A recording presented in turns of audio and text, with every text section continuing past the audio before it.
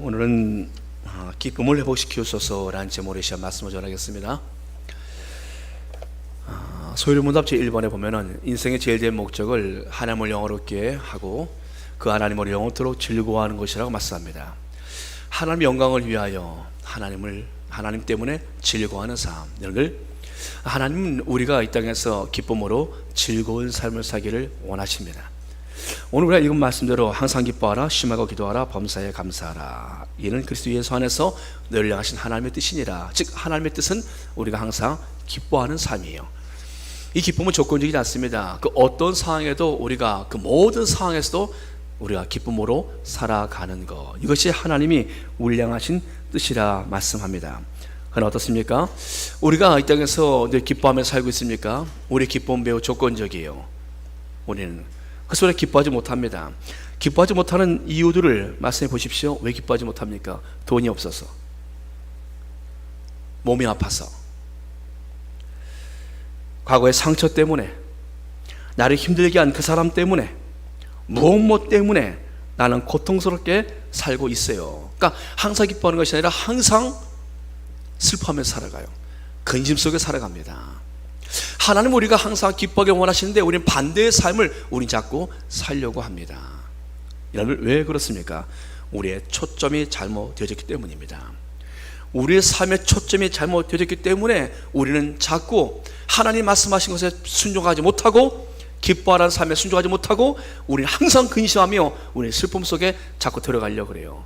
근데 하나님 말씀하시어 그 슬픔과 근심에서 나와라, 나에게 순종하라, 기쁨의 삶을 살라고 하나님 말씀하십니다. 사랑하는 여러분들, 구약에 보면은 룻기서가 있습니다. 룻기는 그 나오미란 그 시어머니의 며느리인데, 제목은 룻기서인데 그 안에 내용을 보면은 그 시어머니의 이야기예요. 나오미의 이야기입니다. 여러분, 나오미란 여인 어떤 여인입니까? 태어날 때 그 부모님이 그에게 이름을 져줍니다. 사랑한 딸을 낳고 나서 이 딸에게 너는 믿음의 좋은 사람을 만나고 행복한 삶을 살거라, 너희 인생에 하나님의 기쁨이 가득하기를 바란다 라는 마음으로 나오미, 기쁨이란 이름을 지어줘요. 아이의 이름을 그냥 져주는 게 아닙니다. 우리 아이 한 명 한 명한테 전부 다 그 의미가 있어요.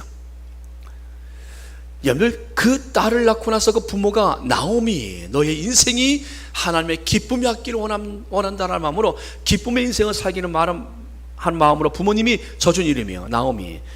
그 여인의 인생은 어떻습니까? 남편 만나서 두 아들 낳고 잘 살고 있습니다. 그런데 그가 살고 있는 베들레헴에 흉년이 들어요. 사사들이 치리하던 때인데 흉년이 들어요. 사사들은 외부의 적들을 막아내고 외부의 적들로부터 나라를 지키는 사명이 있었어요. 그런데 그 사사들이 흉년을 막지 못해요. 하나님의 사사들이 그 흉년을, 닥쳐오는 흉년은 막아내지 못해요. 적들은 막아내는지 몰라도 흉년은 막아내지 못했어요. 흉년이 들자 생각이 많아집니다. 나오미, 여기 있다는 자신의 인생에 기쁨이 없을 것 같아요. 흉년 때문에 다 어려움을 당하고 있는데 자기들의 가정도 어려움을 당할 것 같아요. 그는 기쁨을 찾아 안정과, 그리고 그는 삶의 번영을 찾아서 그는 떠납니다. 모압, 우상의 땅 모압으로 갑니다. 그곳에 가서 그는 삶을 살아가는데 기쁨을 찾아서, 행복을 찾아서, 삶의 안정을 찾아서 떠났는데 하나님의 땅, 믿음의 땅을 떠났어요. 떠나기 전까지 얼마나 많은 생각을 했겠습니까? 그가 교회를 떠날 때, 그가 하나님을 떠날 때, 그가 그 살던 곳을 베들레헴 떡집, 하나님의 그 땅을 떠날 때 얼마나 많은 생각을 했겠어요. 그렇지만 그는 내 삶이 우선이지, 내가 살고 봐야지, 이런 마음으로 다 접고 떠난 것이에요. 그냥 떠난 게 아닙니다. 여러분들, 그것은 그냥 이상한 것이 아니에요. 비록 우상의 땅이지만 거기서도 잘 믿고 잘 생활하면 되겠지 라는 마음으로 그는 떠난 것이에요. 그곳에 떠나서 그는 거기서 기쁨을 찾아서 떠났는데 거기서 그는 인생의 쓴맛을 맛봅니다.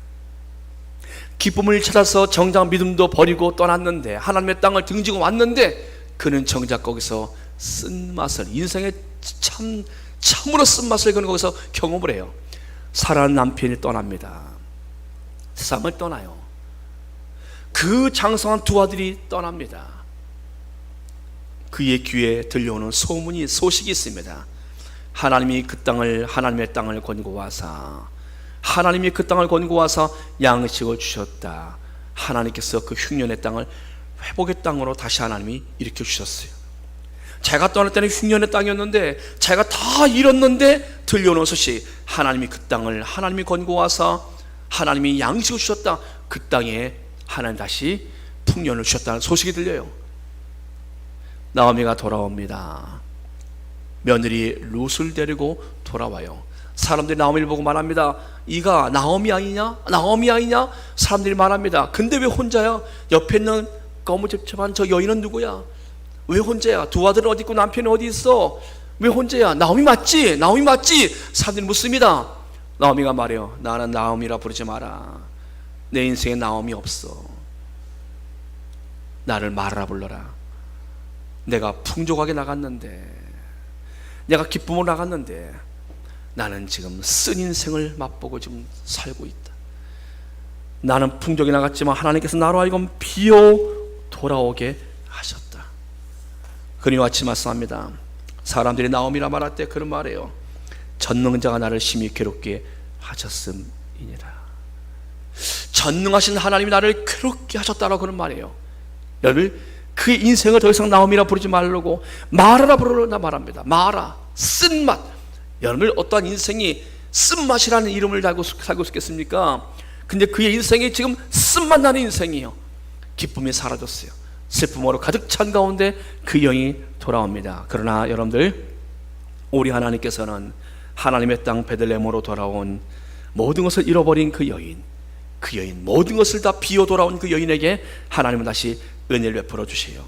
기쁨을 잃은 나오미 인생 가운데 주님은 찾아오셔서 그 인생 가운데 하나님은 기쁨을 다시 회복시켜 주십니다.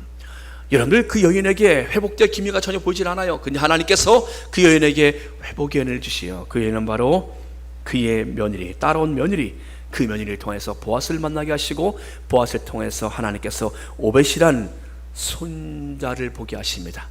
오벳이란 손자를 보게 하시요.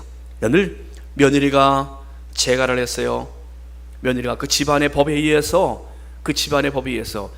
기업 물을 자가 필요한 거예요. 남편도 없고 아들도 없으니까 이 며느리를 통해서 기업 물을 누군가 한 남자가 들어와야 돼요. 그 집안으로 들어와야 돼요. 그 남자가 재산이 많으면 재산 다 가지고 들어와야 돼요. 기가 막힌 법이에요, 이 법이.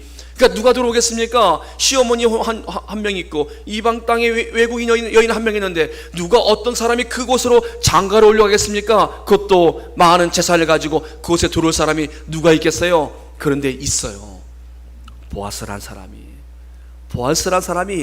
룻을 보고서, 그 여인을 보고 하나님께서 보아스의 마음을 움직입니다. 그리고 보아스가 그 가정으로 들어와요. 룻이 간 것이 아니라 보아스가 들어온 거예요. 보면은 보아스는 어떤 사람입니까? 성리에서 유력한 사람을 말합니다. 그리고 둘에서 오벳이라는 아이가 태어나요. 여러분들, 우리나라의 법을 생각하면 이해가 안 될 겁니다. 그러나 이스라엘 법을 우리가 좀 이해하면 이해가 되어져요. 이스라엘 법은요, 한 가정에 여인만 남고 아들이 없고 그럴 경우는요, 누군가 그 씨를 그 집안에서 누군가 이어가야 돼요. 그래서 그곳으로 장가를 와야 되는 그런 법이 있어요. 여러분들, 보아스가 그 가정에 들어와서 아이를 낳습니다. 낳는데 보니까 오벳이라는 아이를 낳아요. 그 오벳을 안고 나오미가 이와 같이 고백합니다.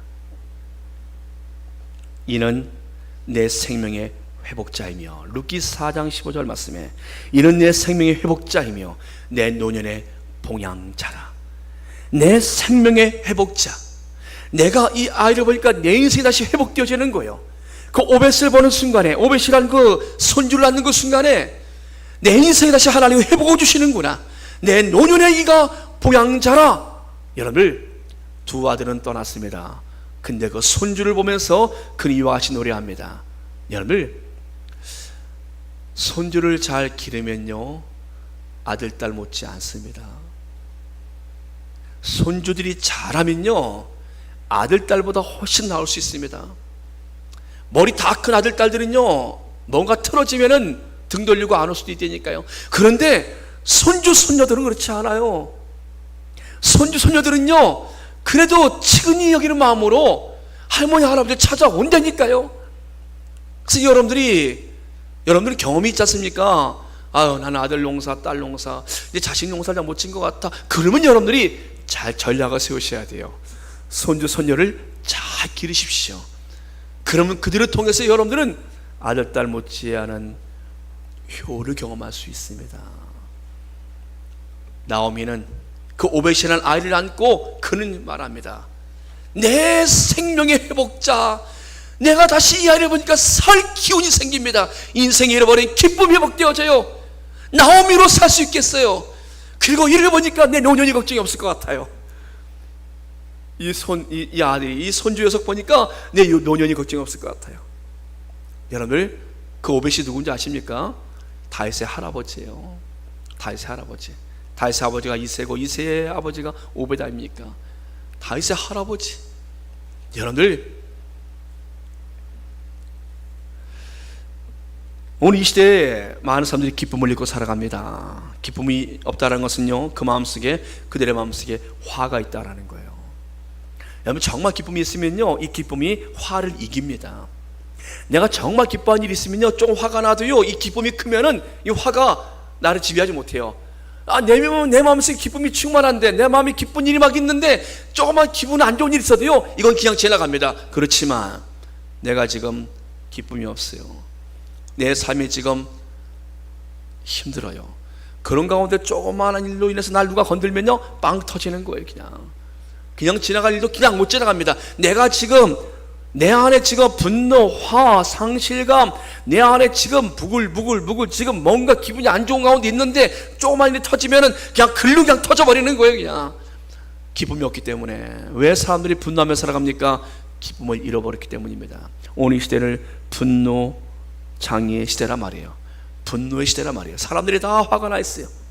사람들이 마음속에 부글부글 끓어요. 잘못 건드리면 막 터져요. 조심해야 돼요. 말 한마디 잘못하면 어떻게 될지 몰라요.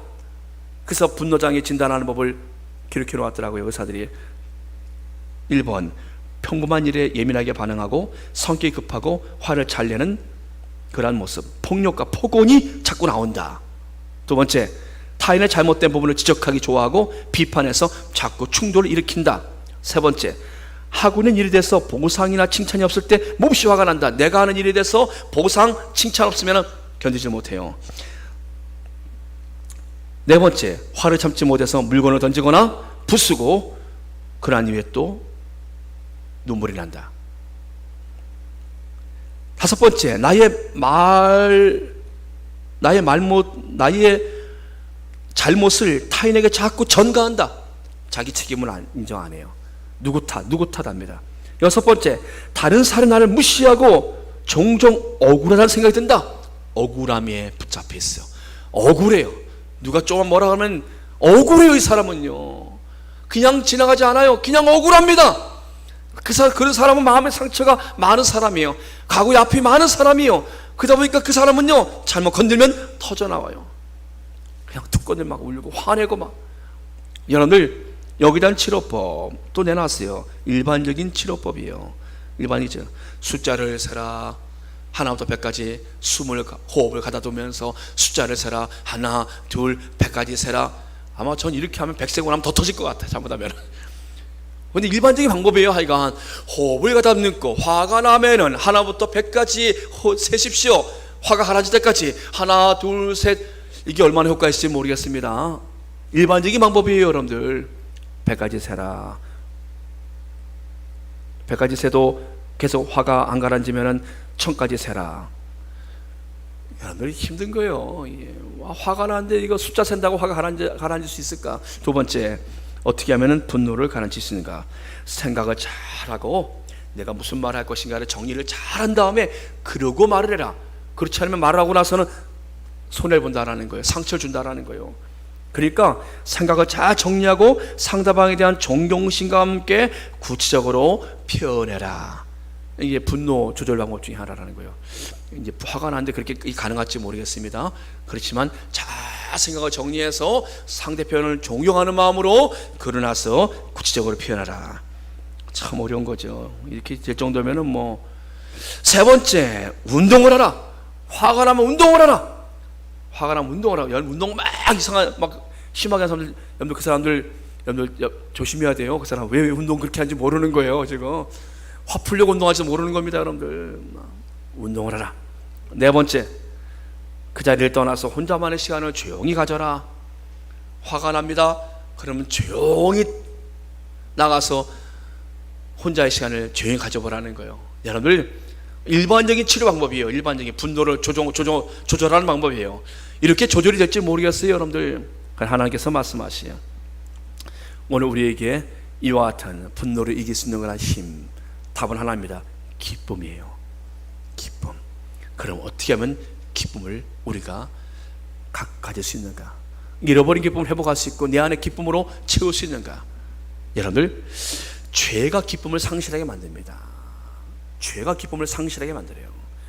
하나님은 우리를 기쁨의 존재로 만드셨는데 죄가 우리의 기쁨을 빼앗아가 버려요. 그래서 우리가 기쁨을 잃어버리는 거예요. 다윗이 사울 왕에 쫓겨다닐 때 그는 이와 같은 노래를 합니다. 그는 쫓겨다닐 때도 주께서 내 마음에 두신 기쁨은 그들의 곡식과 새 포도주가 풍성할 때보다 더합니다.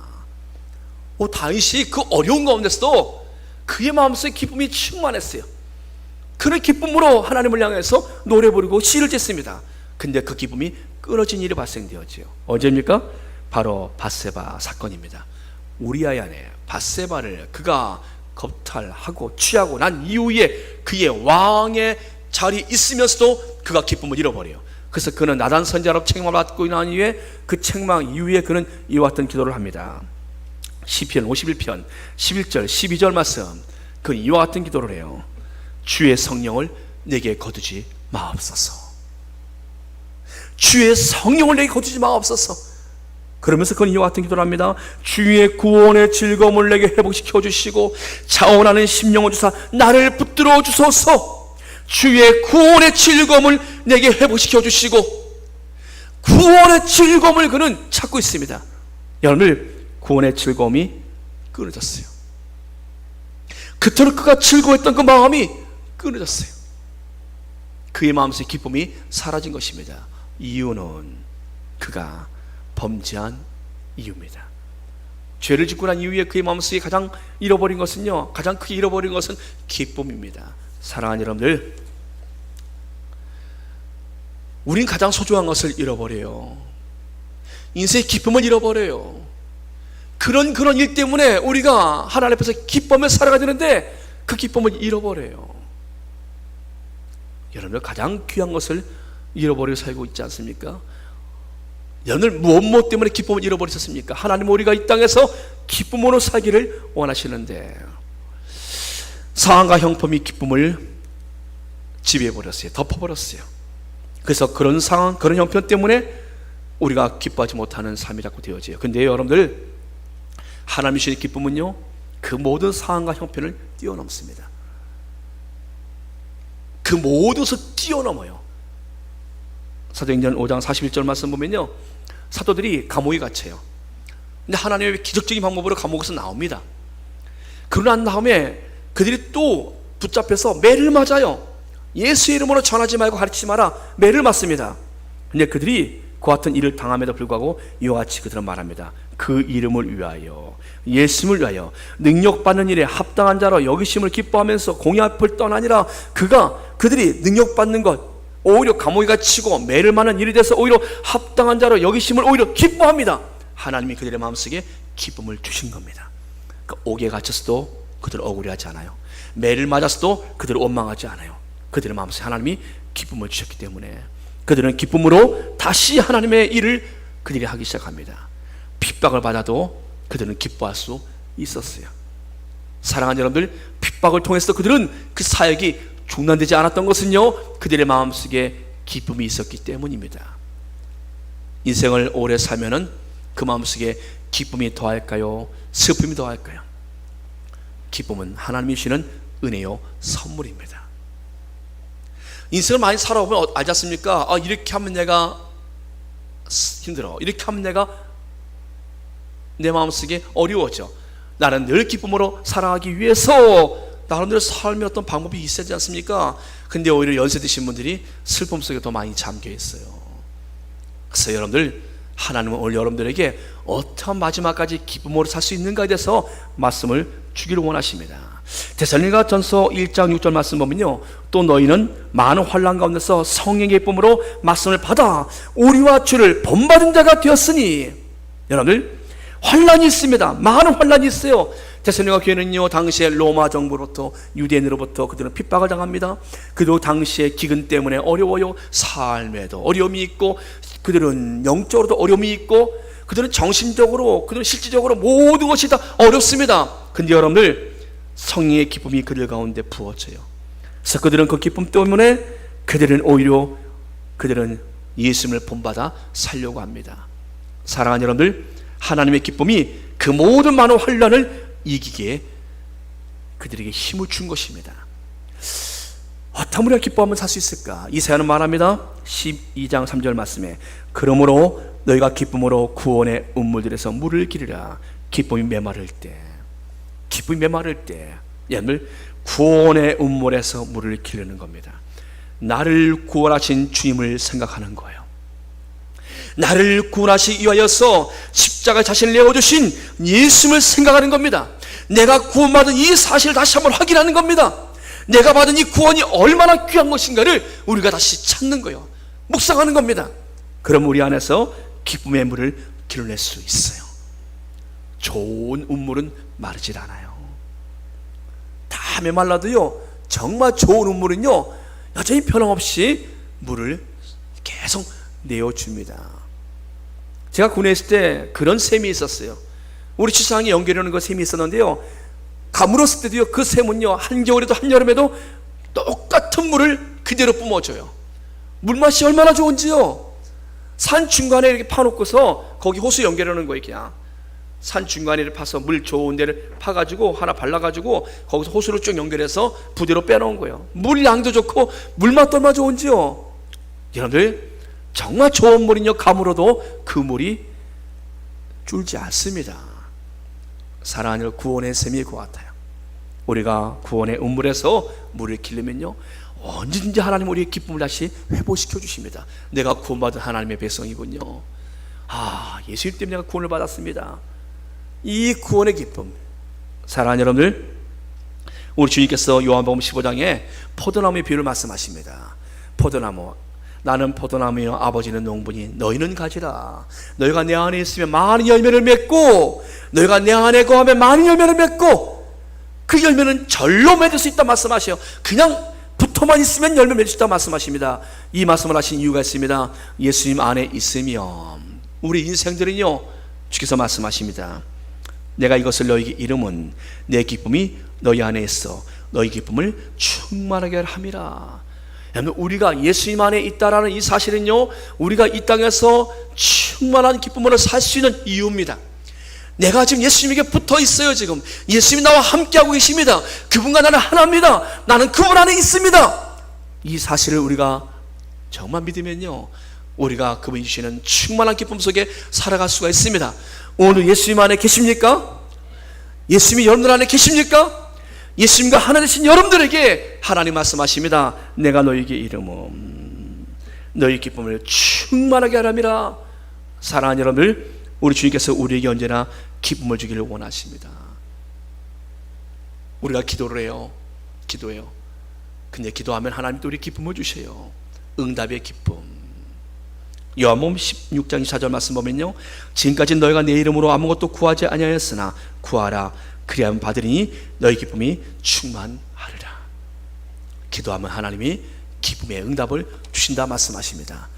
오늘 마음속에 슬픔이 밀려올 때 오늘 말씀을 기억하십시오. 내가 기도해야지. 기도하면 하나님 내게 기쁨을 주신다고 말씀하셨습니다.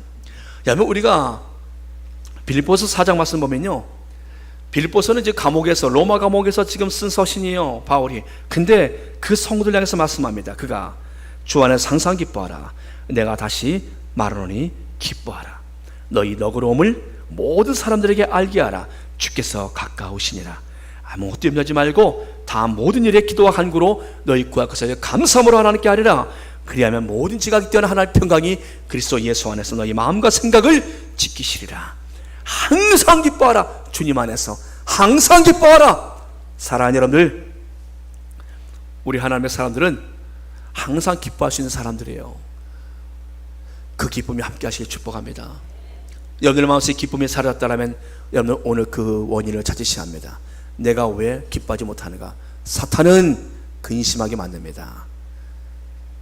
우리에게 근심으로 찌르게 만들어요. 돈은 사람의 일만하게 부리라.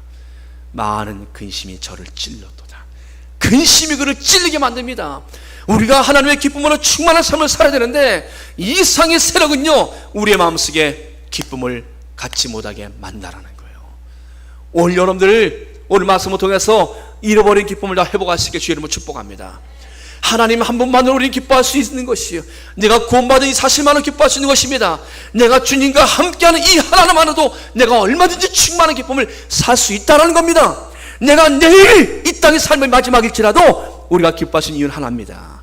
하나님과 우리가 함께하기 때문에, 내가 구원받은 죄의 백성이기 때문에. 사랑하는 여러분들, 잃어버린 기쁨을 다시 오늘 찾으십시오. 여러분들의 마음속에 충만한 기쁨이 함께 하시기를 축복합니다. 기도하겠습니다. 전능하신 아버지 하나님, 여러 가지 상황과 형편과 여러 사건과 하나님 과거의 아픔과 또 이런저런 이유로 인하여서 우리가 하나님 기쁨을 잃어버렸습니다. 하나님, 오늘 이 시대에 우리가 하나님 다시 그 기쁨을 회복하게 해 주시옵소서. 충만한 기쁨으로 우리의 삶의 그 모든 것들을 넉넉히 이겨나게 해 주시옵소서. 코로나로 인한, 바이러스로 인한 하나님 사람들의 마음속에 기쁨이 상실되어진 이 시대 속에서 하나님 주시는 그 기쁨으로 이 모든 상황도 넉넉히 이겨나게 해 주시옵소서. 하나님 사랑하는 성도들이 하나님 기쁨의 영을 부어주시길 원합니다. 하나님 이 시간 역사하여 주시옵소서. 예수님의 이름으로 감사하며 기도드립니다. 아멘. 아멘. 찬양 드리겠습니다. 주님 한 분만으로 찬양합니다.